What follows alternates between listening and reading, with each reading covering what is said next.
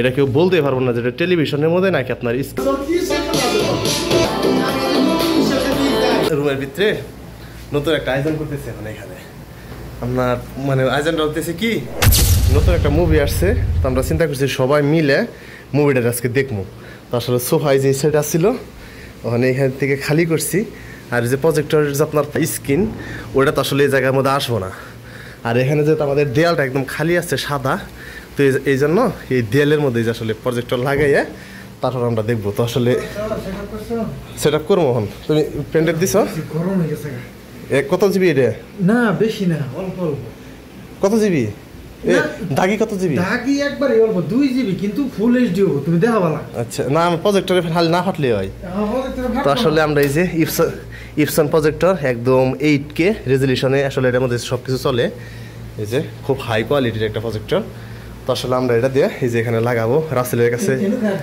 না না না না এমনিতে এর মধ্যেই দেবো খালি এই স্ক্রিনের মধ্যেই এটার মধ্যেই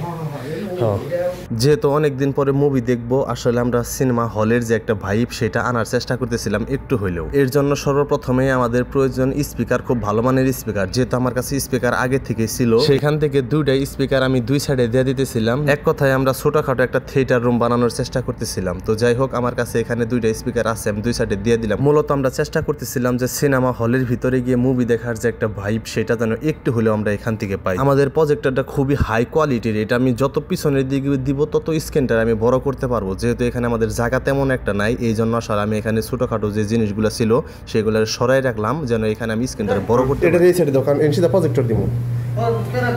না না না না না না তুমি যেন বইছো ওই প্রজেক্টর দিব এটা না এটা এই সাইডে দাও এই সাইডে এটা সরে হালাও ট্যাপটারে সরাও এই যে ঠিক আছে প্রজেক্টরে এখানে বসাইয়া একদম এখানে স্ক্রিনে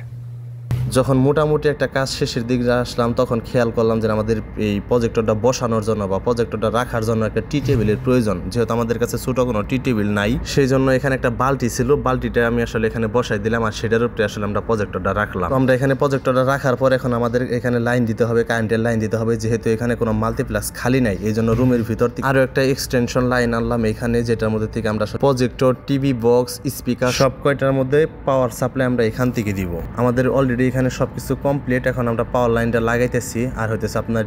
এইচডিএম এর যে কেবলটা আছে সেটা আমরা এখানে লাগাইতেছি তো আসলে আমরা আসলে এর আগে কখনো এই রুমের ভিতরে এইভাবে মুভি দেখে নাই আমরা যতবার মুভি দেখছি সব সময় আমরা বাইরে বা ছাদের উপরে আমরা প্রজেক্টরের বিগ স্ক্রিনে আসলে মুভি দেখা হয়েছে ওইখানে খেলাও দেখা হয়েছে যেহেতু ইনডোরে আমাদের আসলে মুভি দেখার এক্সপিরিয়েন্স নাই আজকে প্রথমে এখানে লাগাইতেছি আসলে জানি না কেমন হবে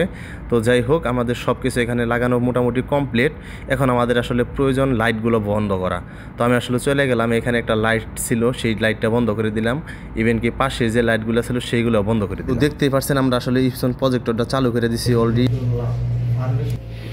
এটা কেউ বলতে পারবো না যেটা টেলিভিশনের মধ্যে নাকি আপনার